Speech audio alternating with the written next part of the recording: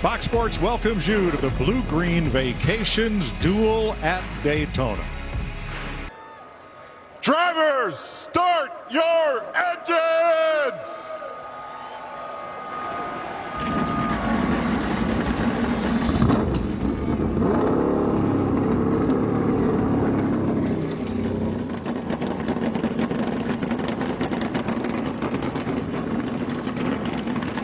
They come to green at Daytona, and we're racing in the Bluegreen Duel.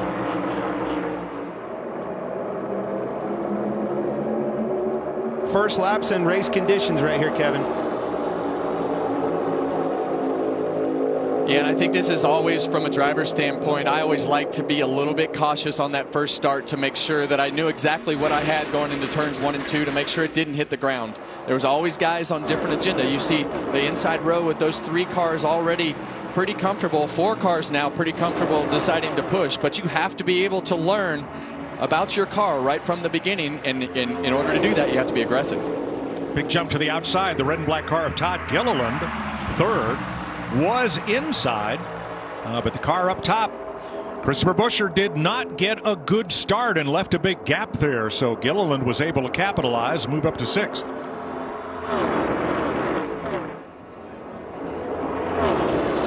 The last 3 years, Duel 1 has gone caution-free the entire 150 miles. Duel 2, nothing like it. Well, this is a tricky scenario. You talk about, Logano. We just heard his pep talk. This is your pole sitter for the Daytona 500. The only way he's not the pole sitter for the Daytona 500 is if you wreck this race car in this race, Kevin. And Jimmie Johnson spent some time with him today, and he's back united with Earl Barbin, his longtime spotter of 15 years. They're back together. He was happy about that, but at the same time, the nerves, you could just see it in Jimmy's face. He's never been in this situation before, as you guys talked about, so he was curious how it was going to race. It's the first time ever racing a Toyota. The only feedback he's given so far is he's loose.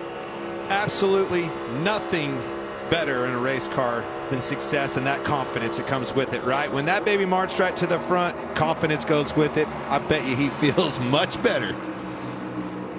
Barbin and Johnson won 2 Daytona 500s together. Where's our pole sitter, Joey Logano? Larry?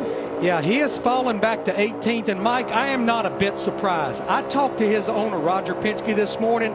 Roger Penske has 3 Daytona 500 wins, but has never sat on the pole for the Daytona 500. He said, I told Paul Wolf, Joey Logano, learn all you can, but I want to make sure this car starts on the pole on Sunday. Yeah, and that's kind of a double-edged sword, Clint. You want the car to be up in the front of the pack to try to protect it as much as possible. I think he'd be safer in the front of the pack than he is in the back of the pack. When a man like Roger Penske says, that there's something, believe it or not, in motorsports I haven't done, and you have the chance to do that, I'm going to do it. Ricky Stenhouse, your leader for Chevrolet. Eric Jones, Martin Truex in Toyota. Kyle Larson, Daniel Suarez in Chevrolet, and then Jimmie Johnson having to race his way into the 500. Well, you saw Martin pop out of line back there to lead that top line, and they're definitely making some ground forward. But that's what you want to do. You want to strategize. When do I pull out? When I'm running 4th or 5th, 3rd, when do I want to pull out and be the leader of that line that's coming, so that you can do exactly what Martin just did to be the leader of the race? The flip side of that is Stenhouse saw it coming. He wanted to move up, elected to stay down. I think that was a pretty good move. Truex's car is extremely fast. Pretty impressive. What's up here? No quarter. 26 laps in, Larry Mack. What are we thinking about pit stops if we have to make them under green? Well, remember, the fuel window is about 40 to north of 40 laps, and you've got to make one stop at least for fuel. So what I think you're going to see, Mike, we have 12 Chevrolets. I think they'll work together. I think, though, with only 4 Fords and 5 Toyotas, 9, they will work together. His teammates waiting on this next duel to come out, they're liking what they see. Josh? may have only been a couple laps yesterday, but Daniel Suarez entered this race really happy with his car. Remember some changes for the 99 team going into this year with Matt Swiderski now as the crew chief. He said the whole team sat down in the offseason. They worked on the line of communication to get familiar with each other. They've looked at races from last year, specifically the Daytona 500, and how Daniel can handle the pack. Daniel said he feels a lot more comfortable this year, all coming off that top 10, confident what they can do, and he's showing it out there tonight, guys. From a driver's standpoint, there's nothing better than confidence. And when you're on these super speedways, in my opinion, you need to race at the front of the pack, because if you don't, you're racing against guys at the end of the race that have learned and pushed and shoved and done everything that they've needed to do all day to know how to lead. Look who's leading. Two drivers that have never had any luck in this race. The 19, Martin Truex, is 0 for 19 in these Thursday races. And Kyle Larson in the 5, 0 for 10. But there they are, leading the field. We're going to make you eat those words, Mike.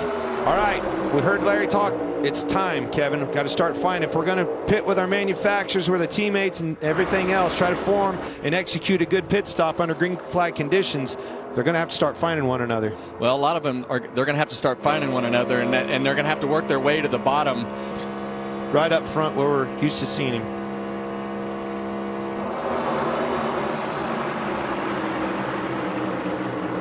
With a good hot rod under him, right?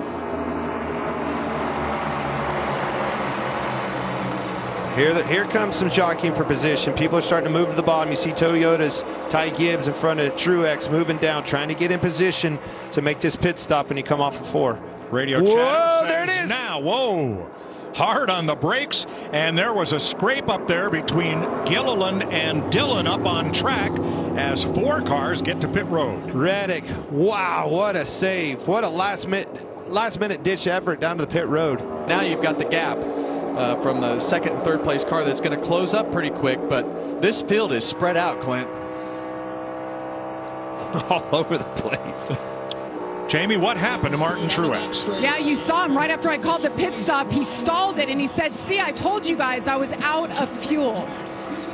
Well, so Logano, trying to get up to speed after his pit stop, just gets inhaled by those 4 cars that roll right past him. Well, he did a pretty good job, Mike, because your job when you come out of the pits like that is to just get in their way down the back straightaway, and Joey Logano is going to wind up not too far behind with what looks like to be Todd Gilliland right behind him. See this big line on the outside coming. Huge steam. Jimmy Johnson leading the charge.